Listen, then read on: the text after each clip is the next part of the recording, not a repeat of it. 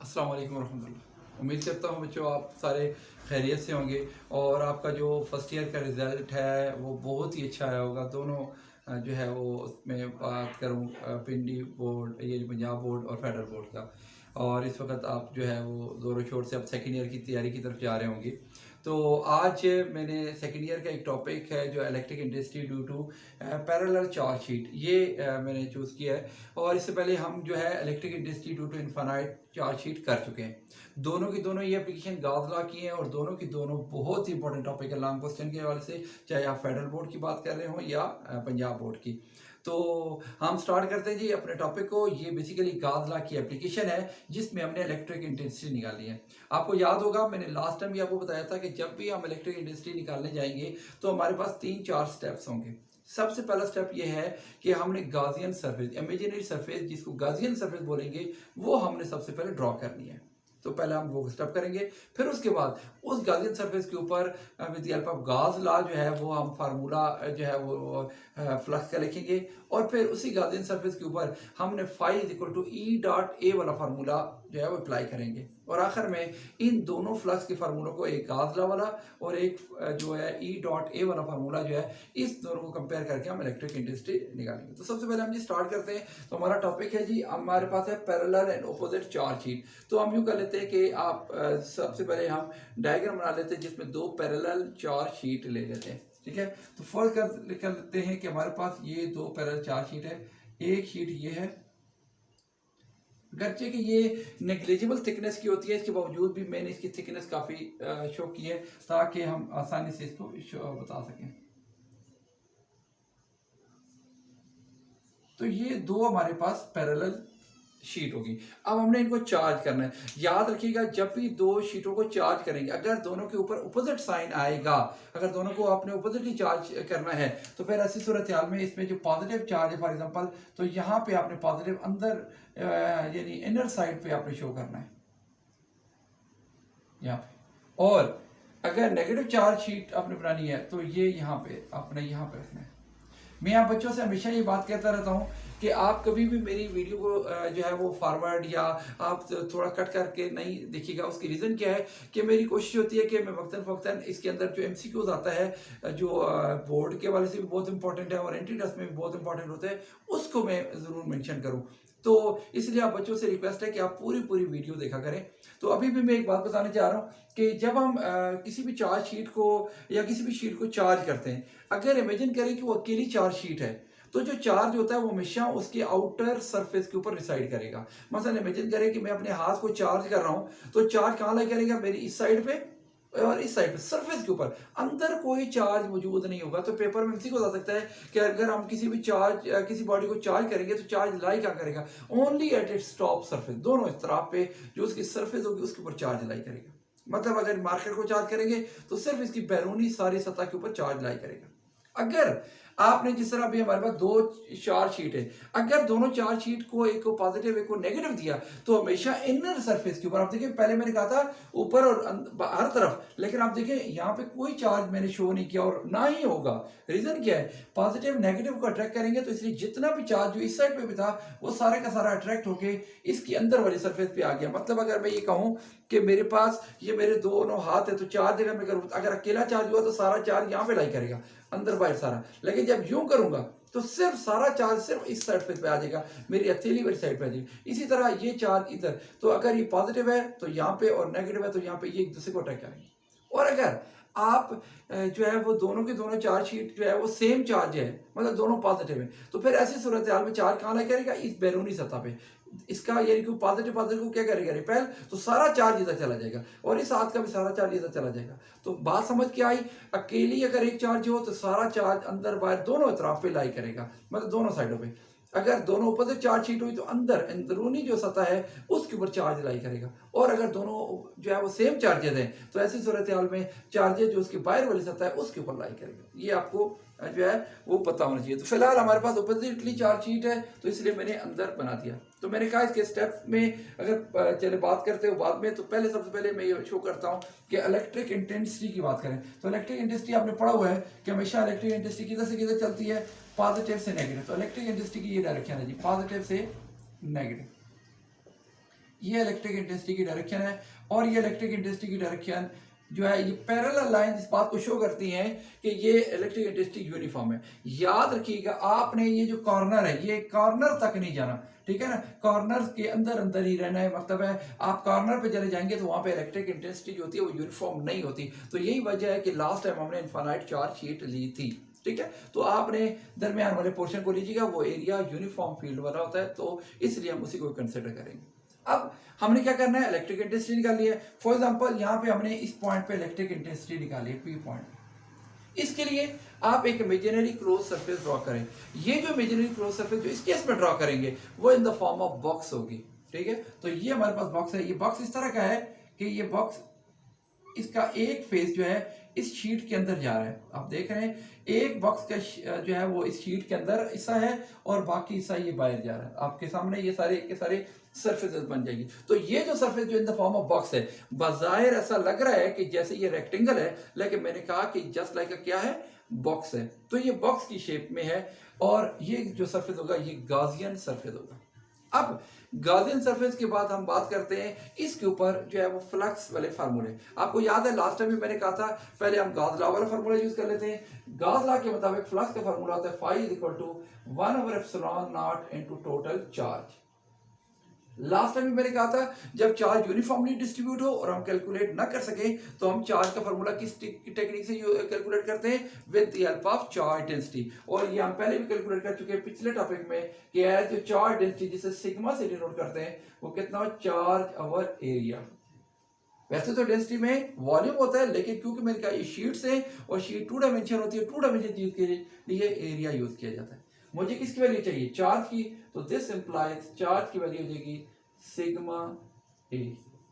ये चार्ज की जो वैल्यू सिग्मा ए है इसको इस इक्वेशन में पुट कर देते हैं। तो देयरफॉर फ्लक्स कितना हो जाएगा हमारे पास, flux is equal to 1/ε0 into sigma A. अगर आप अपना रिवाइज करें पहले टॉपिक को, इनफाइनाइट चार्ज शीट को, तो सेम यही टॉपिक यही स्टेप उसमें भी आए थे, ठीक है। तो this is the electric flux due to Gauss law, इस इक्वेशन नंबर 1 कह देते हैं। अब हम बात करते हैं जो हमारा गाजियन सरफेस है उसके ऊपर flux due to phi is equal to E dot A वाला फार्मूला। क्योंकि हमने फार्मूला पढ़ा हुआ है, दूसरा फार्मूला क्या पढ़ा है फ्लक्स का, phi is equal to E dot A या ई डॉट डेल्टा ए, ये यूज करते हैं। अब आपको पता है कि जो हमारे पास जो बॉक्स होता है, बॉक्स के अगर आप गौर करें तो बॉक्स के अंदर टोटल कितनी फेसेस आते हैं, 6 फेसेस आते हैं। मैंने कहा कि मैंने रेक्टेंगल जैसी शक्ल बनाई है क्योंकि 3 डायमेंशनल है, तो नहीं, तो मैं आपको बताता हूँ कि फॉर एग्जांपल ये हमारे पास बॉक्स है, इस जैसा बॉक्स है, ठीक है। आप ये सोचें कि इस तरह का बॉक्स है और इसके एक साइड इसके अंदर जा रही है। तो आप देखा इसके देखिए फेसेस कितने हैं। नंबर 1 ये है, ये 1, और इसका बैक पे दूसरी ये, यानी एक फेस ये बन जाता है, एक ये बन जाता है, 2 3 4 5 6, यानी एक बॉक्स जो होता है उसके 6 फेसेस होते हैं, 1 2 3 4 5 6। तो 6 फेसेस है। आपने 6 फेसेस के ऊपर flux E dot delta A वाले फार्मूले से कैलकुलेट करना है। तो जरा मैं आपको बताता चलूं, जरा देखिएगा मेरे इसको। अगर फॉर एग्जांपल यूं मैंने सरफेस रख दिया इस तरह के, इसका एक हिस्सा इसके अंदर है, ठीक है। तो जरा देखिएगा हमने फार्मूले में या क्या यूज करना है, ई डॉट ए। अब ई डॉट ए यूज करते हुए जरा आप इसको मेजर करते हुए देखिएगा कि हो क्या रहा है। अब अगर मैं फॉर एग्जांपल यूं इस तरह मेरा ये है, तो अगर मैं इस फेस की बात करूं, इस फेस से इलेक्ट्रिक इंटेंसिटी, तो आपने देखा हर जगह पे इलेक्ट्रिक इंटेंसिटी इधर जा रही है, इस साइड पे, यानी मेरी राइट साइड पे जा रही है। ये इलेक्ट्रिक इंटेंसिटी, अगर आपको एरोज नहीं भी नजर आ रहे तो मैं इसको जरा बोल्ड करके एरो शो कर रहा हूँ। ये इलेक्ट्रिक इंटेंसिटी की डायरेक्शन जा रही है, ये इलेक्ट्रिक इंटेंसिटी है, ये सब केसेस में इलेक्ट्रिक इंटेंसिटी की तरह है, हमारे राइट साइड पे जा रहा है, ये ई की डायरेक्शन है, ई इधर जा रहा है। अब जरा देखिएगा, अब हमारे पास फार्मूले में क्या होता है, ई डॉट ए, ई और ए के दरमियान एरिया। मैंने लास्ट टाइम भी आपको कहा था एरिया की डायरेक्शन हमेशा आउटवर्ड। अगर मैं कहता हूं सरफेस मेरी यूं रखी हुई है, तो ये जो फेस है इससे एरिया इधर, आप देखें एरिया इधर और ई भी इधर ही है, दोनों के दोनों ई और एरिया दोनों एक ही डायरेक्शन में है, मतलब पैरेलल है। तो इसका मतलब है जब इस फेस का फ्लक्स निकालने लगूंगा तो इस फेस का फ्लक्स निकालते हुए मेरे पास क्या हो जाएगा, ई और ए की डायरेक्शन में जा रहे हैं, तो पैरेलल होने की वजह से एंगल कितना लिखना पड़ेगा, 0। ख्याल रखिएगा, जरा देखिएगा, ये देखिए फॉर एग्जाम्पल ये शीट है, तो जब आप इधर से मतलब ये मैं बार बार कभी इधर रख लेता हूँ कभी इधर, तो मतलब ये कोई भी आप जो सरफेस आपने बॉक्स की शेप बनाई है, फॉर एग्जांपल यही रख लेते हैं। ये देखें, सबसे पहले मैंने बताया इसकी एक साइड इसके अंदर होनी है, ये वाली।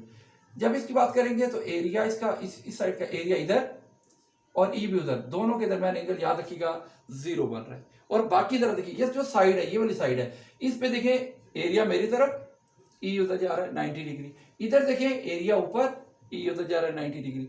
इस साइड पे देखें एरिया नीचे, ई उधर जा रहा है 90 डिग्री। इवन जो ये वाली साइड होगी इसका एरिया उधर व्हाइट बोर्ड की तरफ और एरिया इधर, और सारी सरफेस जो साइडें, ये साइड होगी, ये साइड होगी, ये साइड होगी, चारों साइडों पे देखिए एरिया इधर, ई उधर जा रहा था, एरिया ऊपर, ई जो है उस साइड पे, एरिया इधर, एरिया नीचे, ई सारा। तो ये सारी साइडें जितनी भी ये चारों साइड 1 2 3 4, चारों साइडों पे इलेक्ट्रिक इंटेंसिटी 0 हो जाएगी। रीजन क्या है कि आपको पता है एंगल कितना बन रहा है, एरिया ऊपर तो ई और एरिया के दरमियान जो है एंगल 90, ई और एरिया के दरमियान साइडों पे ई और एरिया के दरमियान एंगल 90 है।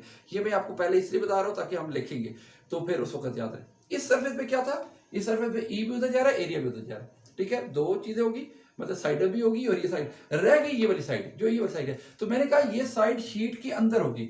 आपको बताता चलो शीट के अंदर हमने पढ़ा हुआ है, पहले भी हमारी एक वीडियो आई है, ई जो है शीट के अंदर 0 होती है। उसकी रीजन क्या है कि शीट के अंदर चार्ज होता ही नहीं, जब चार्ज ही नहीं होता तो इंटेंसिटी कहां से आई है। तो इसलिए याद रखिएगा शीट के अंदर वाली जो साइड है वहां पे इंटेंसिटी नहीं है। तो बेसिकली कैटेगरीज वाइज मैं बात करूं तो 3 हमारे पास कैटेगरीज आती है। एक जो इसकी ये वाली साइड आती थी, दूसरी जो सारी साइडें हैं चारों, और तीसरी जो एक ये वाली साइड है। तो ये तीनों साइडों को अगर मैं कंसिडर करूं तो हमारे पास जो है वो क्या बन जाएगा, अगर मैं बात करूं तो ये आ जाएगा, एक आ जाएगा उस वाली साइड, तो बन जाएगा ई ए कॉज ऑफ 0। ये कौन सी साइड है, ई ए कॉज ऑफ 0? ये वो साइड है जो कि मैंने कहा था कि जिसमें हमारे पास, अगर जब मैंने ये यहाँ पे रखी थी इस तरह, तो मैंने कहा ये वाली फेस पे इलेक्ट्रिक इंटेंसिटी जो है नहीं, यूँ समझिएगा कि ये जो मेरा ये वाला एरिया है, अगर आप इसको देखें तो इसका एरिया भी इधर आ रहा है ये, और ई भी इधर आ रहा है, दोनों एक ही डायरेक्शन में है, तो इसलिए एंगल 0 हो जाएगा।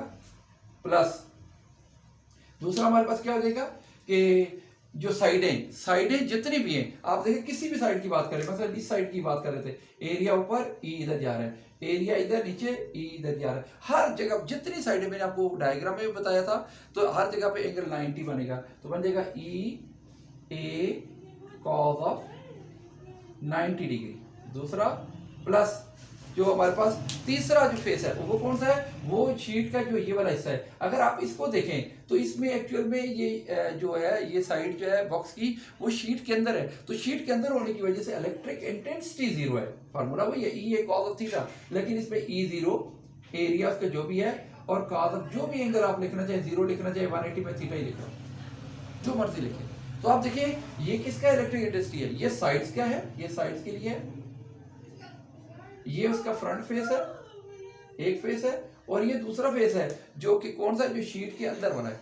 तो अगर आप हल करेंगे तो फ्लक्स का क्या फॉर्मूला आ जाएगा, phi is equal to E A cos of 0 हो जाएगा 1, प्लस ये हो जाएगा E A cos of 90 0, plus ये टर्म सारी मिलके 0 बना देगी, और टोटल हल करेंगे तो बन जाएगा ई ए प्लस 0 प्लस 0, तो आंसर हो जाएगा टोटल फ्लक्स कितना हो जाएगा, E A. This is the formula for the electric flux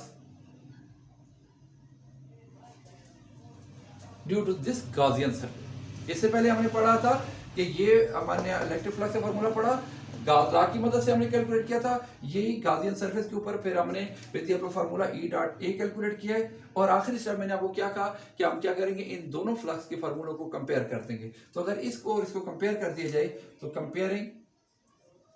comparing 1 and 2, तो 1 and 2 को कंपेयर करें तो हमारे पास क्या आ जाएगा, 1 over epsilon naught sigma A और ई ए, ये दोनों कंपेयर करें, E A is equal to 1 over epsilon naught into sigma A. अब आप जो चीजें कैंसिल हो रही हैं, ए के साथ ए कैंसिल हो जाएगा, तो E is equal to formula हो जाएगा sigma divided by epsilon naught, and this is the formula for electric intensity due to parallel and opposite charge. और अगर आप इसको वेक्टर की फॉर्म में लिखना चाहें तो आप बेशक वेक्टर की फॉर्म में लिख सकते हैं, ई के ऊपर वेक्टर का निशान लगाइएगा और sigma divided by epsilon naught into R unit vector. और आर यूनिट वेक्टर का क्या मतलब होगा कि ई की डायरेक्शन उधर है, यानी पॉजिटिव से नेगेटिव, जिधर आम रूटीन में भी होती है। अब यहाँ पे एक इंपॉर्टेंट एमसीक्यू याद रखें जो अक्सर औकात आता है, वो ये आता है कि आपको ये पता होना चाहिए कि electric intensity due to infinite charge sheet और electric intensity due to parallel charge sheet में किसकी इंटेंसिटी ज्यादा है।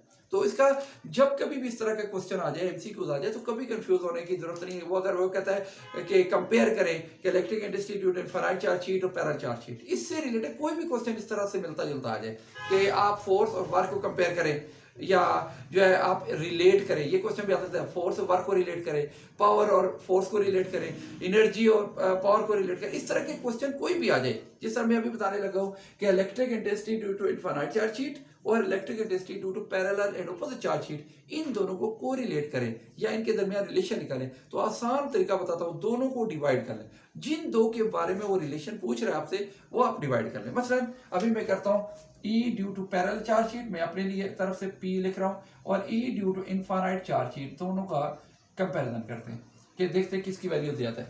तो आप देखेंगे E due to parallel charge sheet sigma और एप्सिलॉन नॉट है, sigma divided by epsilon naught, और E due to infinite charge sheet अगर आपको कल की याद हो, यानी लास्ट हमने जो पढ़ा था, सिग्मा ओवर 2 एप्सिलॉन नॉट, ये हमारे पास आ जाए। इनफाइनाइट चार्ज शीट के लिए ये फार्मूला आया था और ये आ गया। जो चीजें कैंसिल हो रही है कैंसिल करें, ये सिग्मा सिग्मा से कैंसिल हो गया, एप्सिलॉन नॉट से कैंसिल हो गया।